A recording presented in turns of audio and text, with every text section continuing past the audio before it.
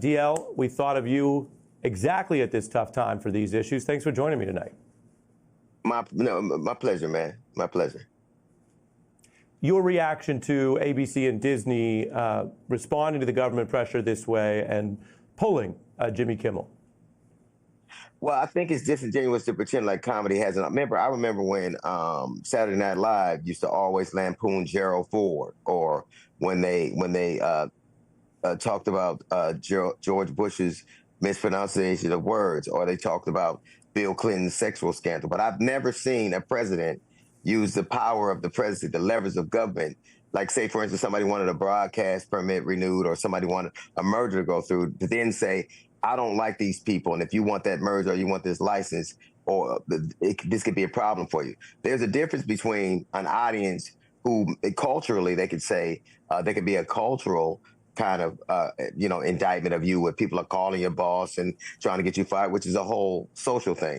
But the First Amendment doesn't protect you from that. It protects you from the government using the power and levers of power to leverage against you. So I think that people are conflating those two things. Like me getting mad at you saying I'm canceling you, and you are now canceled on the social media realm is a lot different than the man who's the most powerful man in the world using the levers of government to do the same thing. Right, and you've spoken out, and you are among a group of comics who have used your speech at times to also comment on society, on who's in charge or who should be in charge. There's different types of comedy. So I'm wondering what you think the role is of the artist or the dissident now, because fact check true what you said. The First Amendment is first because it comes before the other things. How do we have debates or justice or democracy if we can't speak freely? And it says the government shall not abridge the free exercise and the free speech of the people. So how do you approach this now as a comic in this environment?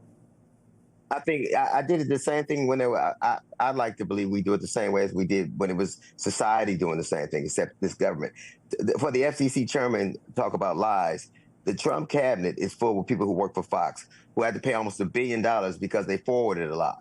When they talk about you're maligning or joking about somebody, Laura Loomer, who serves at the pleasure of the president, made jokes not too long ago about George Floyd being sober for 5 years. Mike Lee made a joke about the congressmen that got shot in Minneapolis. Minnesota. Donald Trump himself, Donald Trump himself made jokes about Nancy Pelosi's husband.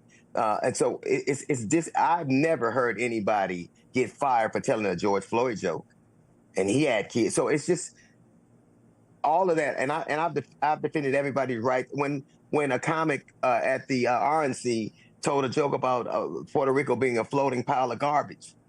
Nobody, so we can't have these standards. Just this week, a man on a broadcast talked about killing the homeless. And then a week later, 3 or 4 days later, you have the FCC stepping in and saying that this is offensive. We are also hearing from other comics speaking out. DL, I want to play what David Letterman, himself a former late night host, said today. This is misery, and in the world of somebody who is an authoritarian, maybe a dictatorship, sooner or later everyone is going to be touched. They took care of Colbert, and to be manipulated like that because the Ellison family didn't want to trouble Donald Trump with this move. My good friend Jimmy Kimmel, we all see where this is going, correct? It's managed media. It's ridiculous, and you can't go around firing somebody because you're fearful or trying to suck up to an authoritarian criminal administration in the Oval Office. That's just not how this works.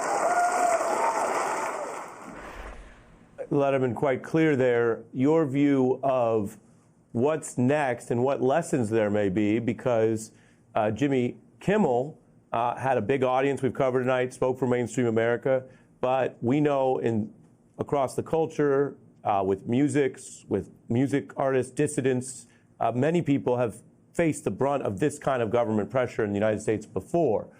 What is the lessons learned? Well, obviously, the lesson is, the reason I think that we make such a conscious effort to obliterate history is not to learn the lessons before. But ultimately, every American has those famous two knobs that George Carlin talks about. One turns it off and one turns the channel. you have everything a la carte. You can listen to whatever you want. You can hear whatever you want. You can see whatever you want. And that is the power that all Americans have. You don't have to hear Kimmel. You don't have to hear Colbert. You don't have to hear Trump. But to say that nobody should have the right to hear it and to use the government to facilitate that, people seem to forget that who's in charge now won't always be in charge. And some of the very people now who are cheering for this won't be when it's their time in the barrel.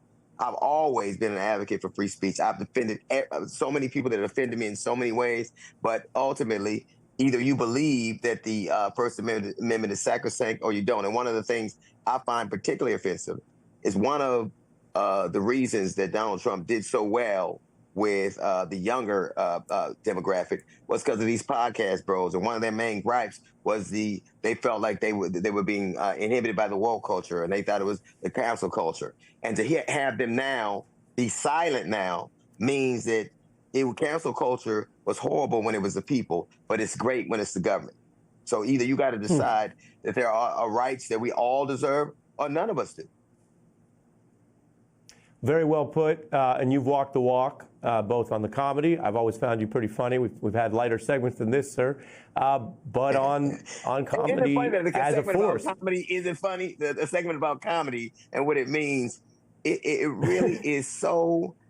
It's so surreal to live somewhere where literally every joke has a victim, every single one, everyone. Sure. And now, depending on the sensitivity of the person who you're telling the joke about, there's also been something that's happened. I think two things that have happened that maybe people haven't. The role of the satirist is more important than ever. 60% of Americans get their news from satire, from social media, from comedians. Sure. And so now, the other thing is that we have the last two of the three popular presidents, Obama and Trump, are both they're cultural. They're cultural icons. Right. You know, they have big. And so now it's a whole different complexion.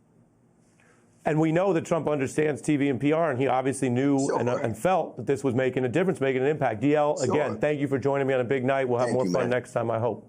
Thank you, sir. Oh, yeah, I hope so. Thank you, man.